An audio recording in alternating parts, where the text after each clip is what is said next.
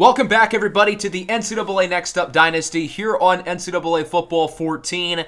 Today, we'll be kicking off season number 3 of the series as we go over weeks 1, 2, and 3 here to start the 2024 college football campaign.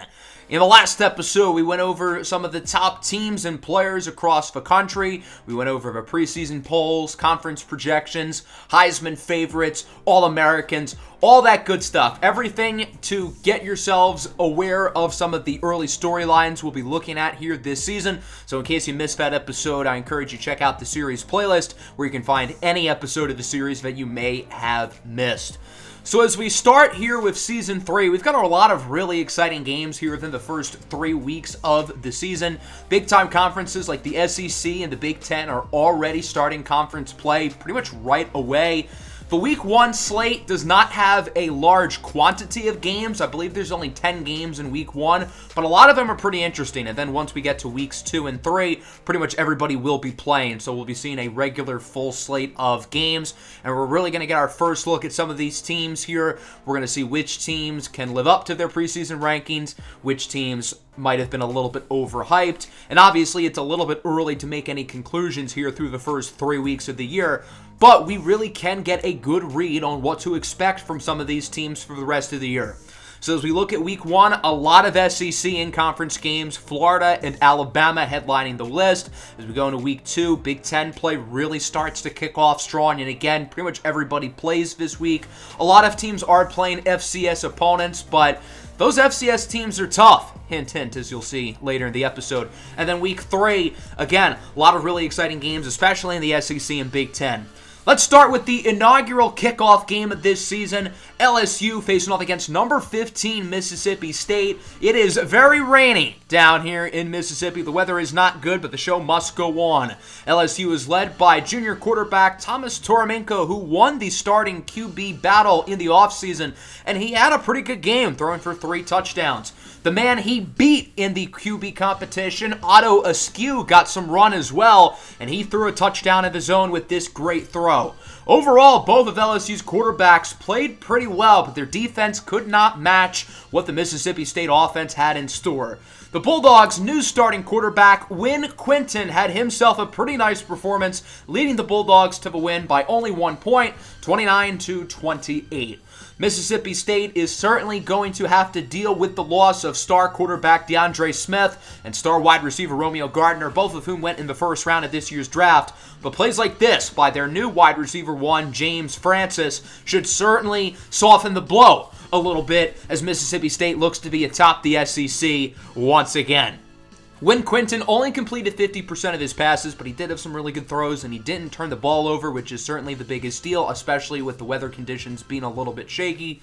Mississippi State ran the ball pretty well. And then as for LSU, again, both quarterbacks played pretty well, so I'm curious to see how they're going to rotate these quarterbacks in and out going forward. But LSU's got a pretty tough stretch of games, so if they don't get some wins together, it could be another ugly season in the Bayou. Next up, we look at the Texas kickoff game between number 18 Baylor and Ole Miss. The Rebels are projected to finish at the bottom of the SEC, while Baylor hopes to win the Big 12 as they are projected to finish second in the conference. The name to watch is sophomore running back Dontavius Brown. He very quietly had an elite freshman season last year, rushing for nearly 2,100 yards a season ago. And today he got right back to work with another 360 on the ground, along with 3 rushing scores as Baylor wins handedly 24-7. Ole Miss's offense is just pretty inept. Their offensive play calling is not good. It's a non-QB-friendly system, and Danny Kendrickson is just not that good of a starting quarterback. As for Baylor, Forrest Holloway was not good, and he has not been good the last couple of years. But it doesn't matter, having a guy like Dontavius Brown who looks like he literally could be the next Derrick Henry, and I do not say that lightly. This guy is a total monster. Expect to see him on the Heisman watch very soon as he had 183 yards after contact alone today. Number 14 Penn State heads down south to Cali to face off against UCLA in a Big Ten Conference matchup. This game was a blowout early. Penn State led at one point 35-3. They took a 35-10 lead going into halftime.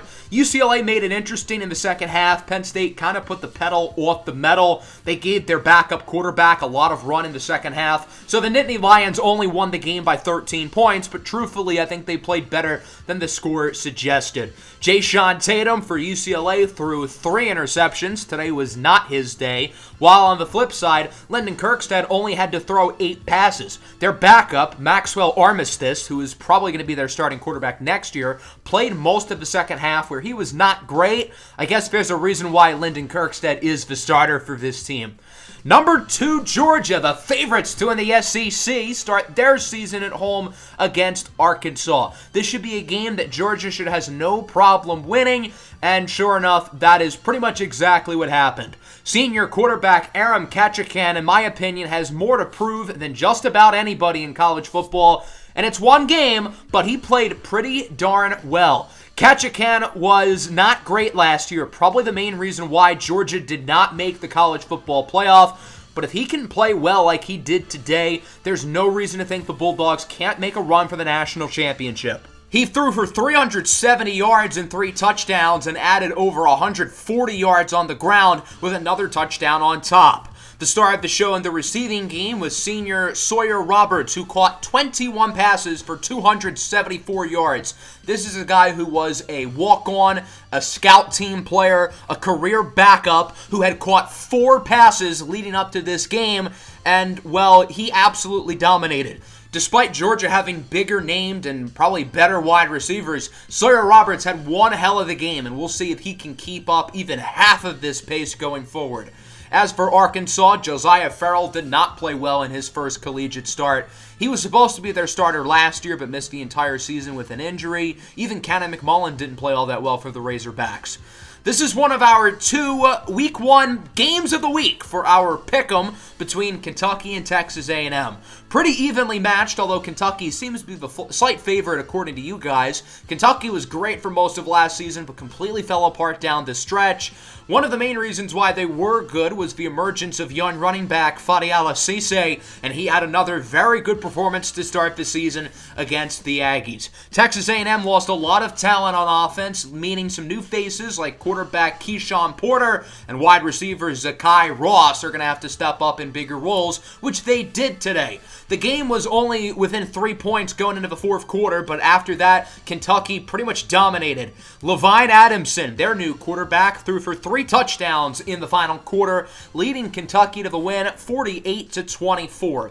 Kentucky has a big name to replace with Isaiah Gordon, their quarterback last year, now in the NFL, picked in the first round by the Los Angeles Rams. Keyshawn Porter was not great in his debut, completing only 50% of his passes, but he was really good on the ground. And then Levine Adamson with 5 touchdowns today, 3 of which came in the final quarter, and Fadiala Cisse was a total monster on the ground for the Wildcats. Our other pick'em for Week 1 is between Florida and Alabama, with 60% of the vote going towards the Gators. Florida made the college football playoff last year. They made it into the top 4 before narrowly losing to the national champion TCU Horned Frogs. We'll see what they can do here today against the Crimson Tide. In the first few quarters of this game, Florida was dominant. They had a quarterback rotation, meaning both Ernie Capellar and the backup Deontay Harris got to play. Both of them were evenly average, I guess. Ernie Capellar was really good on the ground, scoring 2 rushing touchdowns, and Florida led this game at one point 27-0. Alabama would try to storm back in the fourth quarter after this touchdown by Ernie Capellar, and the Crimson Tide ended up playing really well in the final quarter of the game. Senior running back Darius Coley had a couple big touchdowns. This one came in the air, and then he would have another one on the ground. Despite Alabama's comeback efforts, they would ultimately fall short here in Week 1 to the Florida Gators, as Alabama starts their season 0-1 by the score of 27-21. Troy Davenport was okay. He looks better than last year, so I suppose that's a positive. Darius Coley and Tyon Christopher were both pretty good for the Crimson Tide, but Khalil Hassan only caught the ball once. As for Florida, Ernie Capillar and Deontay Harris were both evenly average in the passing game. Capillar was really good on the ground. As I said, he scored all 3 of Florida's offensive touchdowns in this ball game with his legs. The final game we'll go over here in Week 1 is Houston headed down to Fresno to face off against the Fresno State Bulldogs. Houston made the college football playoff. However, with quarterback Kane Sanders gone and now in the NFL with the Houston Texans, it's up to their new starting quarterback, Karan Baker. There was a lot of good and a lot of bad today with Baker. He had some big-time throws. He passed for 4 touchdown passes, and overall, I think the offense was pretty good with him in the game. He was certainly not anywhere near as efficient as Kane Sanders, but he still played well. I cannot say the same about their defense. Unfortunately for Fresno State, their starting running back, LaJarvis Sanders, got hurt pretty early in the game, so they had to rely on a number of their backups, but that did not stop them from running the ball well. This late touchdown pass from quarterback Jebediah Muskett would put Fresno State up by 2, putting the ball in the hands of Karan Baker to try to win the game for Houston, and on the first play of the drive, he was intercepted. So Fresno State upsets Houston 42-40. The Cougars made the playoff last year, and now this year they're losing to Mountain West teams to open up the season. Jebediah Muskett was okay. He wasn't great, but he wasn't bad, and he certainly did enough to win the game. As for Houston, you can say the same with Karan Baker. I don't think he was that bad, minus the late interception. But Houston's defense, which ultimately costed them last year, it looks like they're going to be Houston's Achilles heel yet again. There's a reason why Oklahoma scored more than 50 points when those two teams played against each other in the playoff. So that wraps up Week 1. In the games that we did not go over, Colorado beat Colorado State, Stanford beat Boise State in overtime, and Utah beat Utah State. So as we look at the top 25, there's not really a whole lot of movement. Florida jumped Oregon after their win. A number of teams moved up ever so slightly by default, with Alabama losing as they dropped to 22, with no new teams ranked in the top 25. We do have a slight change in the Heisman watch, with Baylor running back Dontavius Brown putting himself in 5th place, replacing Indiana quarterback Kennedy Newsfort. As we talked about earlier, Brown very quietly was dominant last year, rushing for nearly 2,100 yards and 16 touchdowns. The reason why he was not in the discussion for many big-time awards is that he offers nothing in the passing game, but as a downhill physical runner, he is dominant. Players of the week, obviously Dontavius Brown wins it on offense, and on defense, it's Baylor corner Mickey Stoll, who had 2 interceptions for the Bears defense. That'll bring us into Week 2, and this will be essentially Week 1 for 90% of the country, as pretty much everybody will be playing their first games of the season this week, so we'll be getting a much larger look at some of the top teams across the country. Got some really fun matchups here: USC, Indiana, North Carolina, Oklahoma, Notre Dame, Alabama in the Chick-fil-A kickoff game. The Crimson Tide know they cannot afford to start their season 0-2. Let's start with the defending national champion TCU Horned Frogs, who start their season against Louisville. TCU had their national championship celebration prior to this game, and what did they do on the field? Well, they looked a lot like the defending champions. Despite losing pretty much all of their core from a season ago, the Horned Frogs picked up right where they left off, scoring 59 points in this game. Tegan Yeager, in his first start as the TCU quarterback, absolutely balled out. And yes, it is early, but TCU's offense looked like they can be even better than they were a year ago, beating Louisville 59-27. A great win here for TCU, with Tegan Yeager throwing for 5 touchdowns. He was very efficient. Harry Stewart had a big game on the ground. Tight end Josh St. George was incredible. And then as for Louisville, their offense was fine. I'm not too worried about TCU's defense, considering they have 10 new starters on that side of the ball. Purdue is one of my big sleeper teams in the Big Ten. They start things off against Miami University of Ohio. I would hope Purdue would be able to win this game, and I would hope wrong. The Red Hawks, the Warhawks, I don't even know their mascot. Whatever type of hawk they are, they were able to fly by the Purdue Boilermakers today, as they would ultimately win this game in upset fashion, beating Purdue to start the year by the final score of 24-19. Yeah, if Purdue's losing to Miami of Ohio, then I'm a little bit fearful that maybe they will finish in their 14th projection in the Big Ten. Good win for Miami, though, starting the year with a Power 5 road victory. Number 8, Michigan, the only Power 5 team to make the college football playoff 2 years in a row, starts their season against the Kansas State Wildcats here at the Big House. It's a new era for Michigan as they are starting their hotshot freshman quarterback, Callaghan October, and in his first start, he looked like the real deal. October threw for 4 touchdowns in this game, leading Michigan to the win over Kansas State. The Wildcats are a very formidable team. They've made a bowl game, I believe, 2 years in a row now, and Michigan handled them with ease, 38-17. 25 of 40, 330, 4 touchdowns in the air, and 1 on the ground for October, who had himself a very solid debut. As for Kansas State, their offense wasn't great, their defense wasn't great, enough said. Number 21, Rutgers kicks off the post-Dr. Antoine era here against South Carolina. With Antoine now in the NFL, Rutgers is going to have to actually play team football rather than relying on one person. Well, Rutgers did not look too good today. This throw by Marco Prince was one of the best plays of the entire week, and an incredible catch here by Boone Wilcox, keeping a foot in bounds. Remember, in college, you only need to get 1 foot in bounds for it to be ruled a catch. Prince would continue with multiple other big plays in the passing game as he looks to cement himself as a high NFL draft pick. South Carolina wins big, 48-24. I, for one, am not very surprised South Carolina won this game. I think they're a better team than Rutgers, despite Rutgers' preseason rankings. And I am a little worried that the Scarlet Knights will underperform compared to expectations, with their next game here in Week 3 being in the Big House against Michigan. So it's not going to get much easier for Rutgers. Number 13, Cal, went on an incredible Cinderella run last year. They start their season at home against FCS Northwest. Pretty easy win for Cal, right? Well, not exactly. FCS Northwest would shock the world, defeating Cal 41-28. Yes, the same Cal team who their defense allowed 3 points to Notre Dame in the playoff and only lost by 2 against TCU, the eventual national champions, who also beat Clemson by 3 scores.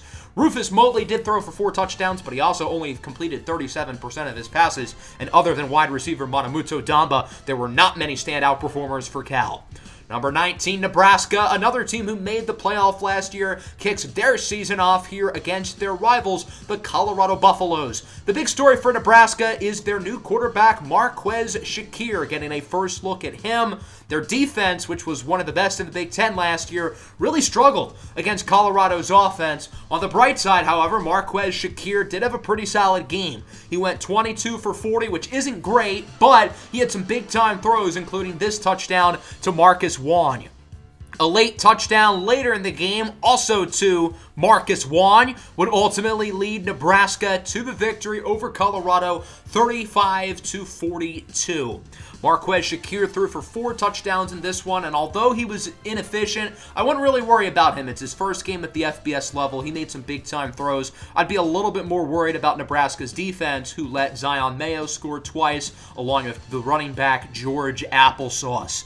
That'll bring us to our next game. Number 11, USC faces off against Indiana. This is one of our Week 2 pick'em games, and USC ended up getting almost 90% of the votes. I encourage people to pick upsets. I let people get more points if you get an upset right, yet no one believes in the Hoosiers, and they fought wrong. Indiana's offense was really impressive today. USC stood toe-to-toe with them the entire game. Scotty Kimbrell II made a lot of big throws for the Trojans, but ultimately a late drive from quarterback Kennedy Newsfort would win Indiana the game, connecting with superstar wide receiver Trenton Malice for another touchdown. Malice looks like a possible first-round pick, and, well, he lived up to the hype in this game. Big win for Indiana. Newsfort was quite good. Their backup, Jose Burton, got some run in the first half, with Newsfort being a little bit banged up. And then Trenton Malice, wow, this kid can play. 11 catches for 166 and 2 touchdowns. As for Scotty Kimbrell, weird game. 325 yards, 4 touchdowns, completed 75% of his passes, but he also threw 3 interceptions. I think Kimbrell's pretty accurate, but he can't seem to read a defense. I think that's his big issue. North Carolina heads down to Norman to face off against the number 4 ranked Oklahoma Sooners. These are two explosive, dynamic offenses led by two of the best passing games in the country with some very talented quarterbacks. North Carolina stood toe-to-toe the entire game. Graham Fisher, the senior quarterback, had himself a day as he looks to improve his draft stock. As for Oklahoma, Romeo Colochi, the slight preseason favorite to be the number 1 quarterback off the board in the NFL draft, also had himself a day. He had some wild throws. This game would ultimately come down to the wire. This late touchdown by North Carolina would tie it up with about a minute to go, meaning Oklahoma gets to hand the ball to their quarterback, Romeo Colochi, and he did not disappoint. He led the Sooners down the field with a game-winning touchdown here to Noah Hampton as Oklahoma wins it 42-35. I know Oklahoma beat an unranked opponent by only 7 points at home, but I think this is more of a reflection of North Carolina being a really good team rather than Oklahoma being shaky. I feel better about both of these teams than I did going into the game. Look at Graham Fisher's numbers. My goodness, was he impressive. He was arguably even a little bit better than Colochi. Our other pick'em game of the week is Notre Dame and Alabama. The vote here is pretty much 50-50, with Alabama being the slight favorite, according to you guys. The Crimson Tide have to win this game. They cannot afford to start 0-2. Both of these teams love to run the ball. They do not know how to throw the ball whatsoever, so because of that, all they did was run the ball against each other. Ultimately, this touchdown by Tyon Christopher would be enough to lead Alabama to the win, 26-21 over Notre Dame. Alabama goes back to number 17, where they started the season in the preseason rankings. The Crimson Tide threw the ball better than Notre Dame. I guess that ended up being the difference, although, again, Khalil Hassan caught only one pass. Baz Boyd was not great. I think it's going to be another year of gimmicky option stuff for Notre Dame, and that'll win you 10 or 11 games, but it won't win you a national championship. So that wraps up week 2. Let's look at some of the other games. Middle Tennessee State and Duke barely beat their opponents. Oregon takes care of business. Clemson and Ohio State win big against a couple of FCS opponents. Florida kills Arkansas. Arizona with a nice win. Syracuse beats Texas Tech. I know it said Texas Tech beat Syracuse on the top there, but Syracuse won. And then going down the board a little bit, Miami only beats UL Lafayette by 3. Miami is my big sleeper team going into the year, so that's not a good start for them. Mississippi State, Penn State, and West Virginia all add wins along with Georgia, and then Florida State, Baylor, and Auburn blow out a group of FCS opponents. Then looking around the rest of the league here, Stanford starts their season 2-0. Boise State gets a win. South Alabama opens up the year 1-0, as does UCF. Scrolling down a little farther, Buffalo barely beats an FCS opponent. Michigan State and Washington both start on the win column along with Oklahoma State. Kentucky beats LSU. The Tigers are now 0-2 to begin the year. Georgia State with a nice win. Texas takes care of business. Central Michigan beats a really solid Minnesota team. I think Central Michigan's going to be really good once again this year. Wisconsin only beats their FCS opponent by 10. Virginia Tech and Army with a nice win for both of them. And that's pretty much about it, other than Boston College losing to FCS Midwest. Kind of embarrassing for the Boston College Eagles. So we have a little bit of movement here in the polls. No changes in the top 10 as everybody won. We do get some changes in the teams, with Notre Dame losing, Alabama moving back up to 17 where they started. The number 11, 12, and 13 teams all lost, being USC, Notre Dame, and Cal. Cal drops out with Rutgers, while West Virginia and Indiana move into the top 25. As for the Heisman watch, Aram Ketchikan is now in 4th place, replacing Oklahoma running back Darion Seals, while everything else stays the same. As for your players of the week, Oklahoma State quarterback Jorgensen Jupiter combined for over 500 yards of offense and 5 touchdowns, while on defense, Florida corner Yambo Okpoko had a great day against the now 0-2 Arkansas Razorbacks. That'll bring us into week 3. I think this is the best slate of games of the week. Auburn, Mississippi State should be fun.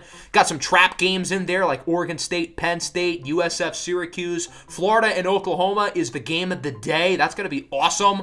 TCU, Minnesota should be an interesting game. And then going down the board even further, South Carolina always gets a big upset every year early in the season. Could this be it here against Georgia? Rutgers and Michigan, USC, Michigan State. A lot of really fun games. Let's start with Auburn and Mississippi State. So the Bulldogs are going into this game with a little bit of injury concern, as Win Quinton, their starting quarterback, is out 3 weeks. The Bulldogs have been hammered early this season by injuries. And, well, clearly those injuries have taken a toll, because the Bulldogs played horribly today. As soon as this game started, Auburn completely dominated, winning by the final score of, get ready, 52-9. Mississippi State entered this game, I think, number 12. Yeah, they did not look like number 12. I don't know if this is a combination of Auburn being really good or Mississippi State being really bad or what. I think it's a little bit more towards the latter. I think Mississippi State's not that great of a team, although the backup quarterback, Ryan Gay, was actually pretty solid. Completed over 80% of his passes, no turnovers. They just couldn't move the ball down the field. As for Auburn, I don't really trust them. They haven't been a very good team the last couple of years, even with a great quarterback. Now Sidney McDonald, that great quarterback, is gone, and they're playing really well. I don't know. I just don't buy it. The Oregon State Beavers, of course, have moved into the Big 12 as they face off against Penn State here at Beaver Stadium. I said this could be a trap game, and, well, I don't know what it is with the Beavers and Beaver Stadium, but there must have been something linking there because Oregon State not only won this game, but won convincingly. Quarterback Colm Crow had a great game in this one for the Beavers, leading them to a dominant 49-28 victory over the Nittany Lions. Big win here for Oregon State. I think they could be surprisingly good. As for Penn State, they remain ranked. Lyndon Kirkstead wasn't bad, but he wasn't really good either. He didn't help Penn State win, but he also did not allow 49 points to Oregon State.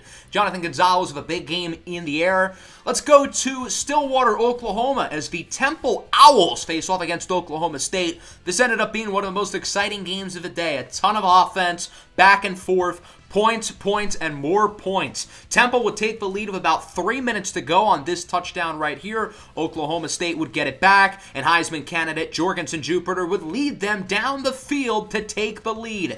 Temple would get it back one more time, and they would ultimately win this game 55-52, upsetting the Oklahoma State Cowboys. Really nice win here for Temple. Despite the loss, I think Jorgensen Jupiter's Heisman candidacy has to go up. I mean, his team scored 52 points, and he played really well again. Jorgensen Jupiter is living up to the hype of being a Heisman contender, but his defense completely let him down today against a shaky Temple offense who has been really good so far this year. This is a game that I also said could be a trap game. Number 15, Syracuse against the University of South Florida.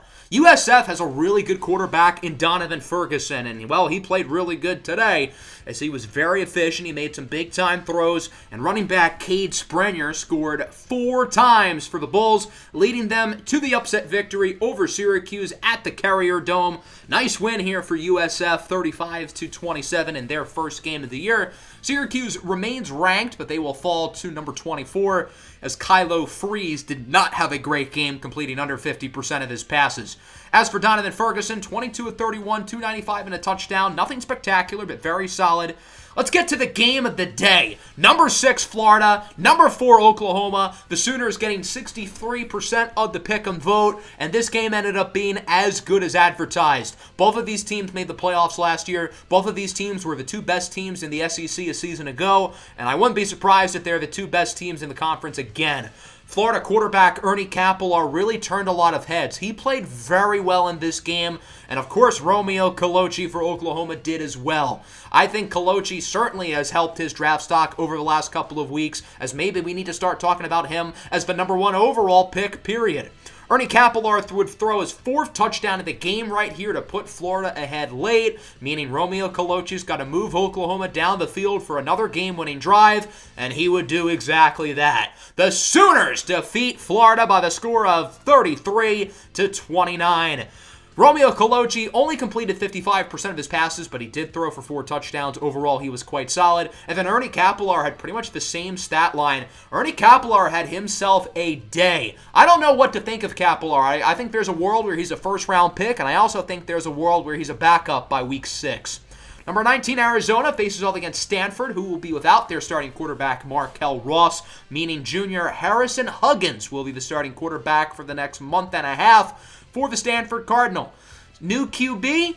No issue. Stanford's offense played really well in this one as Huggins had himself a nice day, leading Stanford to a nice 4th quarter comeback victory over Arizona. The Wildcats went into the week as the only ranked team in the Pac-12, and now the Pac-12 can say they have nobody in the top 25. Maybe these are just fluke losses for Cal and Arizona, and I personally think that's the case. I think these two teams will be fine. Kareem Kamara did play pretty well for Arizona. But if Cal and Arizona are legitimately bad, who's going to win the Pac-12? Washington State, another early favorite, is also really bad. They lost to Southern Miss 49-7 this week and are now 0-2. Texas faces off against LSU here in Austin. The Tigers are 0-2. They cannot afford to lose another game, while Texas looks to win their first SEC in-conference game of the year. Quarterback Onyx St. James, who has been doubted throughout the offseason, shut a lot of those people up today. Onyx St. James had a big game in the air and on the ground. He was efficient. He was dynamic, leading Texas to a comfortable win over LSU, 45-24. Is this the year? Is Texas really back? I know it's early and they've played two pretty bad teams, but Texas looks pretty strong to start the year. As for LSU, they are 0-3. Again, I don't know what's wrong with this team. I feel like there's just some fundamental issue with the LSU football program these past few years because they have just been, quite frankly, horrible recently. Number 2, Georgia heads down to Columbia to face off against the South Carolina Gamecocks. Every year, early on, South Carolina gets some big upset, and this game was trending towards an upset early. It was very even offensively in the first half. Both teams were scoring a ton of points, but then in the second half, Georgia really got into it, and they shut the door pretty easily in the third quarter. Aram Kachakan had another big-time game. I don't know if there's a player in college football who has improved his stock more in the last 3 weeks than Georgia QB Aram Kachakan as Georgia wins 55-31. Marco Prince played pretty well. You can't really blame him for allowing 55 points. Aram Kachakan, 21 of 28, 382 and 5 touchdowns, along with 143 rushing yards and another score. Aram Kachakan looks like a legitimate Heisman Trophy contender. And last but not least, Michigan hosts the Rutgers Scarlet Knights here at the Big House. Rutgers looks pretty shaky, at least they did last week against South Carolina. But today against Michigan, Rutgers held their own, and this game ended up being really close for the most part throughout the entire game. A late touchdown by Rutgers would ultimately tie it and bring the game into overtime. So Rutgers would get the ball first. This was the touchdown to bring him into overtime. Rutgers would get the ball first. They would only be able to kick a field goal, making it a 3-point game. Michigan knew they did not want Rutgers to get the ball back, and that is exactly what happened. Callaghan October would connect with his tight end for a game-winning touchdown as number 8, Michigan, survives the upset bid 30-27 against Rutgers.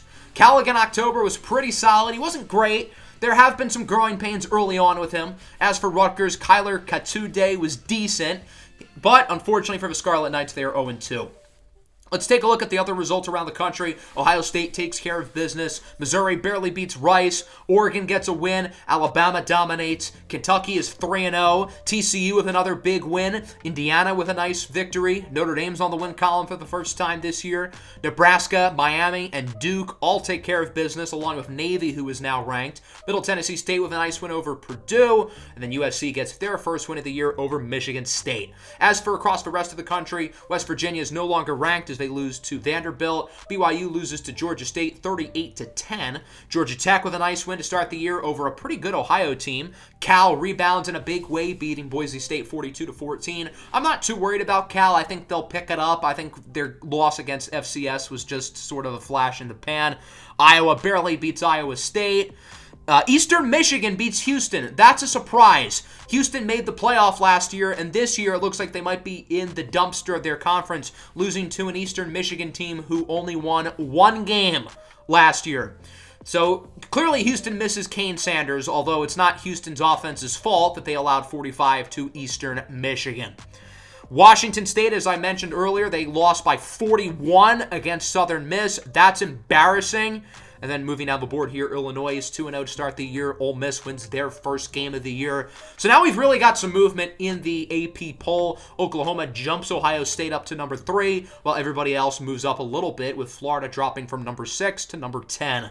As for other movement, not too much craziness throughout the rest of the top 25, other than Mississippi State dropping a lot, obviously, along with Penn State and Syracuse. Navy and Kentucky are now ranked, with Arizona and West Virginia both dropping out. As for the Heisman race, I hinted on it earlier. Aram Kachakan is playing like a legitimate Heisman contender as he is now in second place, jumping Jorgensen Jupiter. Romeo Colucci is not even on the list anymore, which is a little bit of a surprise, with Dontavius Brown in fourth and Darius Coley of Alabama now in fifth. As for players of the week, it's Aram Kachakan on offense, and then defensively, Vanderbilt linebacker A.J. Mathis and their nice win over West Virginia. That'll bring us to weeks 4, 5, and 6. This is a large slate of good football games these next 3 weeks. We're really going to get to learn about some of these teams because today I don't think we have enough evidence to really declare anybody overrated or underrated quite yet. In week 4, the headlining game is Nebraska-Ohio State along with Indiana and Miami. That's a fun game.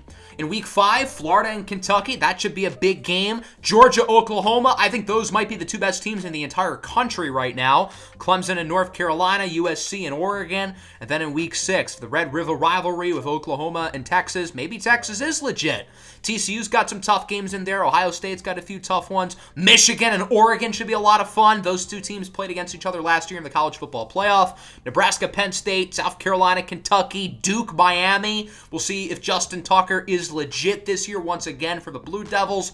So that'll wrap up the episode. Hope you guys enjoyed the start of the season. Weeks 4 through 6 will be out within the next couple of days. There's a lot of really fun games in weeks 4 through 6. I'm very excited to get to that episode. It should be a lot of fun. So make sure to leave a like on this episode, subscribe to the channel if you are new. Peace out.